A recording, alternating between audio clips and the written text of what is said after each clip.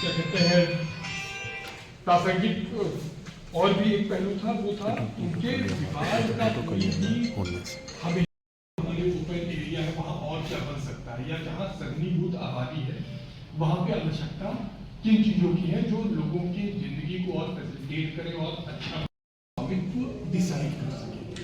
उसका जो इनडायरेक्ट एक और पहलू था जिसके लिए खास तौर पे मतलब आप लोग को हम लोग बुला, उसका कहीं भी आया और दूसरा पक्ष कहने लगा कि नहीं ये हमारा है। जब हम सर्वे के कारण एकदम क्लियर कट डिसाइड करके लॉन्गिट्यूड लैटिट्यूड के हिसाब से बता देते हैं कि ये हिस्सा x का है, ये y का है, तो तमाम डिस्प्यूट का ऑटोमेटिक चिन्हित कराया मेरी वजह में जो खंडन नहीं। अगर कोई अगर मान लीजिए जैसे पारदर्शिता हमारे पास जो है वो तो ये सब सुनिश्चित करेगी, टेक्निकल टेक्नोलॉजी है कि वहाँ पर मकान बना है और इस एरिया में है यहाँ पे ऐसे रह कौन रहा है, उसकी नाम क्या है, ये पूरी टीम हम लोग यहाँ से अगर कहीं कोई कंप्लेंट तो वो भी कंप्लेंट लिया सकते हैं। कैसे हमारे तो मतलब ये स्थिति हमने आपको बताया कि सभी गांव जितने गांव थे सभी के पूरे लोगों इससे विवादों पर काफी विवादों में काफी बड़ी सबसे बड़ी समस्या इसमें सर देखने से सर इसमें ये लग रहा है कि प्रथम चरण में सरकार ने अपना जमीन को एक्वायर करनी वहाँ पे गए, अथॉरिटीज गई, रेवेन्यू वाले गए, कोई भी गया और उन्होंने इसको सार्वजनिक बना करके खत्म करवा दिया और इसका कोई सामने नहीं आ पा रहा है। ये जो मूल फायदे थे हम लोगों के लिए टेक्निकल डिस्प्यूट के रिजोल्यूशन के लिए, किसी भी तरीके के जो एविडेंट में रहने वाले लोग हैं उनके लिए बहुत ही सुस्पष्ट और बारीकीपूर्ण नियोजन के लिए किस सरकार इवन सरकार वाले पक्ष को शामिल करते हुए अधिकारिता सुनिश्चित करवाने के लिए ये पूरी की पूरी योजना हमारी बनी थी और योजना में हम डिफरेंट ढंग से प्रकट करते हैं। इसीलिए जब भी ये वितरण कार्यक्रम होता है तो ये रहता है कि सब लोग इसके बारे में जाने। हमारे जो यहाँ पर सर्वे में थे उसमें 75,919 कुल लोग कुल धर्म टाइप के चिन्हित हुए थे विभिन्न एरियाओं में जो स्कैटर्ड, और उसमें 30,914 तो हम लोगों ने पहले बात किया है 24/4/23 जो आप लोग भी कर रहे होंगे जो वितरण कार्यक्रम चला था। शेष का वितरण इस पूरी प्रक्रिया में हम लोग करने वाले हैं।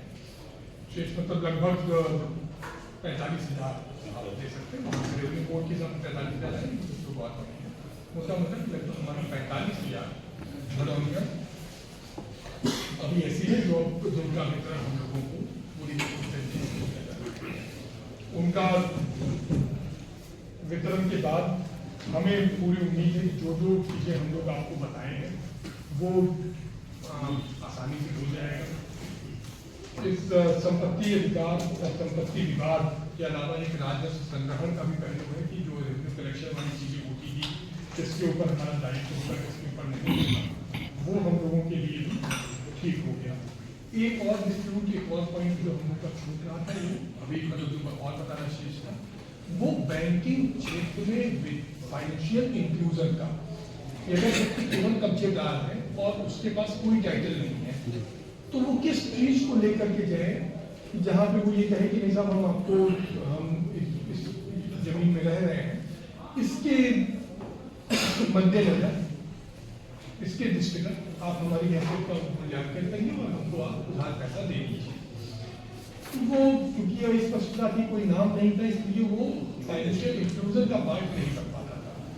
अब बहुत क्लियर कट है, सभी जब पूरे बैंक में इसकी स्वीकार्यता हो गई है कि जहाँ से भी कोई व्यक्ति उनके पास बैंक के पास जाएगा और इस कागज को जो हमारा वितरण होना है दिया जाएगा वो बैंक एक्सेप्ट करेगी लोन देगा और उसके तहत वो लोन का पार्ट बन जाएगा।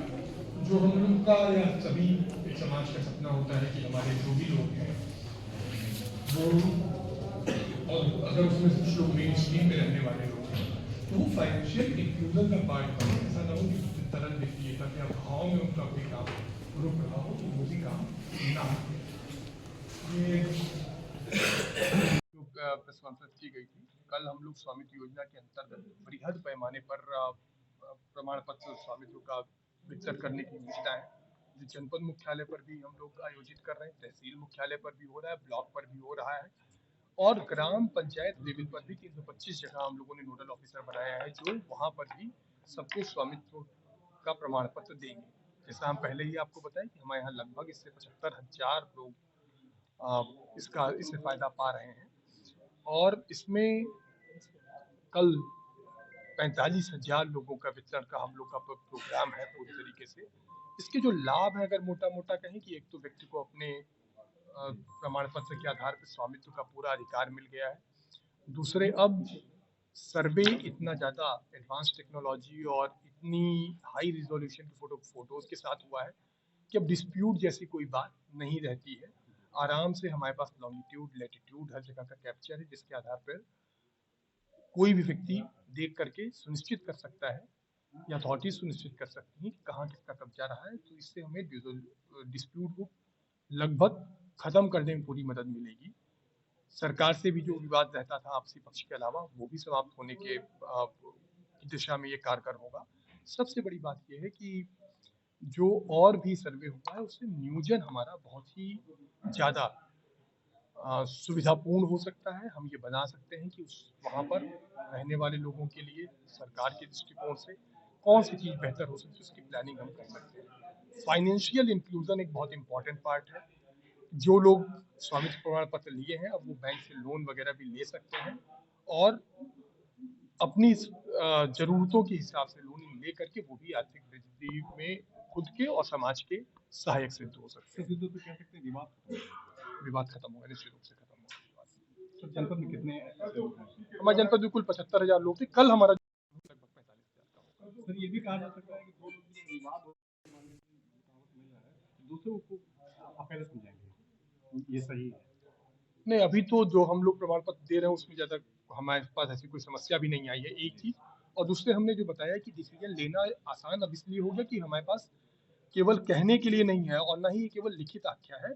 हर चीज की आख्या ड्रोन के माध्यम से लेकर के पूरा का पूरा डेटा के रूप में हमारे पास कैप्चर है, सेव्ड है। सर, क्या इस अभियान में लिखित शिकायत भी एक्सेप्ट किया जाएगा और इस पूरे अगर किसी को कहीं है, वैसे हम लोग पूरा देख करके जैसे आपको बताया सब कुछ डिजिटली और सर्वे पूर्ण है। फिर भी अगर किसी को कोई कुछ है तो आ जाएंगे। कल जैसा हमने बताया, कल जनपद मुख्यालय पर माननीय ए.के. शर्मा जी मुख्य अतिथि के रूप में आ रहे हैं और यहाँ पे जनपद में बृहद स्तर पे हम लोग का कार्यक्रम भी चलेगा, तहसील स्तर पे भी चलेगा और गाँव में भी चलेगा। सर, जो कृषि के द्वारा लिए हुए हैं और उनका रजिस्ट्री नहीं हो पाया, तो क्या इसका लाभ मिलेगा कम?